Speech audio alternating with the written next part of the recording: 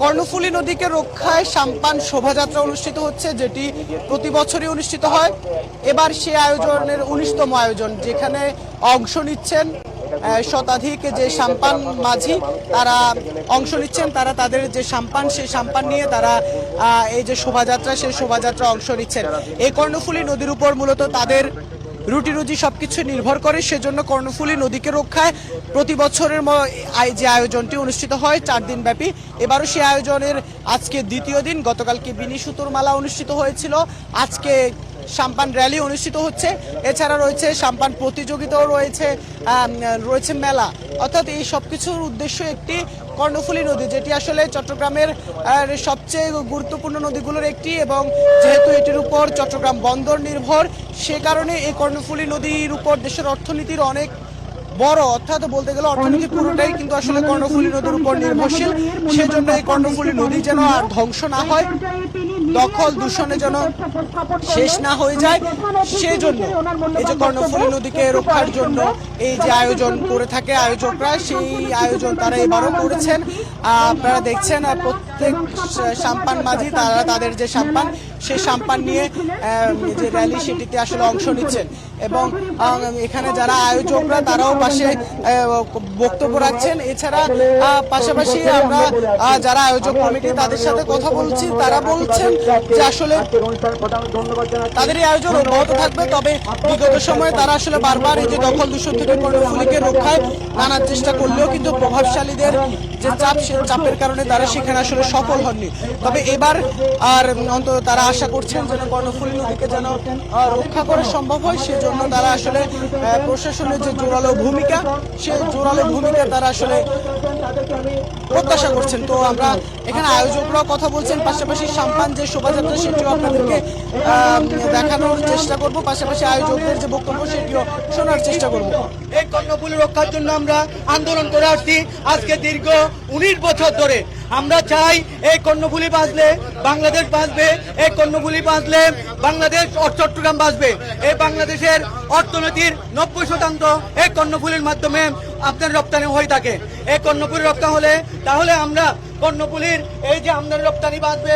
সুতরাং আমি যারা কর্ণফুলীর দুই পারে যারা জড়িত আছেন, দুই পারে যারা বসবাস করেন, তাদের প্রতি আহ্বান জানাবো, আপনারা এই কর্ণফুলীকে দখল দূষণ মুক্ত রাখার জন্য সর্বাত্মক উদ্যোগ নেবেন।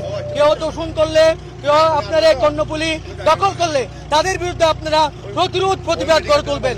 আগামীতে যে আমাদের পরশু যে সাম্পান প্রাইজ আছেন, এই প্রাইজে আপনারা সবাই অংশগ্রহণ করবেন।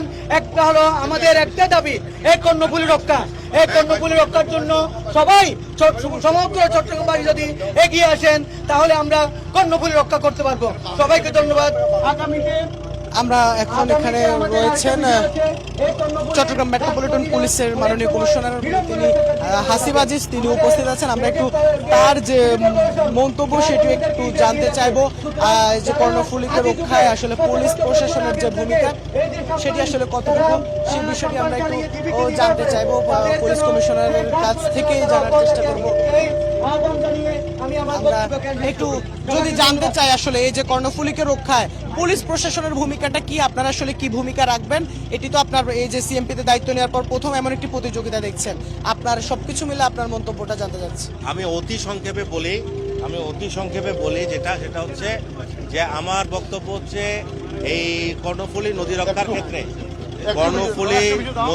ক্ষেত্রে, এবং নদী কেন্দ্রিক যে প্রাকৃতিক যে জীব বৈচিত্র্য রক্ষার ক্ষেত্রে আমাদের যা যা করণীয় আমরা করব এবং করছি।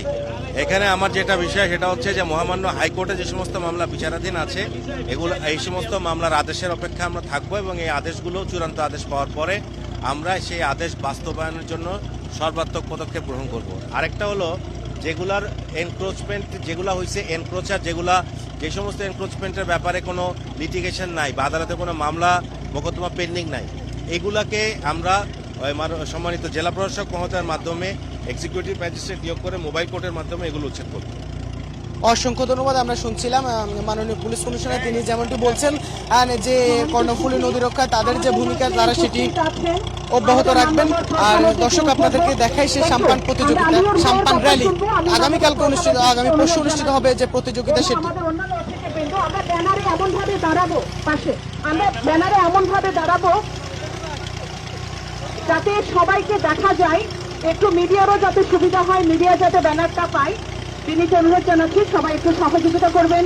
সম্মানিত সুধী, এই পর্যায়ে বক্তব্য রাখার জন্য আমরা আহ্বান জানাচ্ছি এই সাম্পান খেলা এবং চাটগাইয়া সাংস্কৃতিক মেলার যিনি মূল আয়োজক, পরিবেশ যোদ্ধা, বিশিষ্ট সাংবাদিক আলিউর রহমান রুশাই। ধন্যবাদ। আমি মাননীয় প্রধানমন্ত্রী এবং আজকের উদ্বোধক মহোদয়কে চট্টগ্রাম ইতিহাস সাংস্কৃতিক গবেষণার পক্ষ থেকে আবারও স্বাগতম জানাচ্ছি। ওনারা আজকে আমাদের এখানে সময় দিয়েছেন, আমরা কৃতজ্ঞ। আমি বেশি কথা বলবো না। এই কর্ণফুলী দিয়ে বাংলাদেশের 92% দর্শক, যেমনটি বলছিলাম, কর্ণফুলী নদী রক্ষায় একটি সাম্পান র্যালি অনুষ্ঠিত হচ্ছে। যে সাম্পান র্যালিতে অংশ নিচ্ছেন নদীর উপর নির্ভর থাকা যে মাঝিরা, সে মাঝিরা তাদের যে সাম্পান, সে সাম্পান নিয়ে র্যালিতে অংশ নিচ্ছেন, যেখানে শতাধিক সাম্পান এই র্যালি যে শোভাযাত্রা সেটিতে অংশ নিচ্ছেন। পাশাপাশি রয়েছে মেলা, রয়েছে আগামী পরশু অর্থাৎ 11 মে অনুষ্ঠিত হবে সাম্পান প্রতিযোগিতা, সাম্পান বাইচ, যেখানে যেটি আসলে চট্টগ্রামের ঐতিহ্য, চট্টগ্রামের যেসব ঐতিহ্য রয়েছে তার মধ্যে এই সাম্পান বাইচ, সাম্পান প্রতিযোগিতা একটি অন্যতম আয়োজন, যেটি আসলে এবার 19তম যে আয়োজন, সেই আয়োজনটা আসলে অনুষ্ঠিত হচ্ছে। ইতিমধ্যেই মহোদয় থেকে ওনার কাছে চিঠি হয়ে গেছে আমি জানি। এবং তো দর্শকে যেমনটি বলছিলাম, কর্ণফুলী নদীতে কিছুক্ষণ আগে শুরু হয়েছে সাম্পান শোভাযাত্রা। সেই শোভাযাত্রা এখনো চলছে। কিছুক্ষণ এই যে নদীর চারপাশে এই যে শোভাযাত্রা অনুষ্ঠিত হবে, তারপর আর এইখানে মাঝিরা যারা আছেন তারা এই শোভাযাত্রায় একেবারে স্বেচ্ছায় অংশ নেন, শুধুমাত্র এই কর্ণফুলী নদীকে রক্ষায়। এবং তাদের একটি দাবি, কর্ণফুলী নদীর দুপাশে যে ঘাটগুলো আছে সেগুলো যেন তাদের হাতে নিয়ন্ত্রণ থাকে, সেগুলো যেন তাদের স্বার্থকে যেন সেখানে আসলে প্রাধান্য দেওয়া হয়, সে দাবিটি তারা গেল কয়েক বছর জানিয়েছেন। এবারও সাম্পান শোভাযাত্রার মাধ্যমে তারা সেটি জানান দিচ্ছে। তো এই ছিল চট্টগ্রামের কর্ণফুলী নদী থেকে সাম্পান শোভাযাত্রার আর যে তথ্য চিত্র।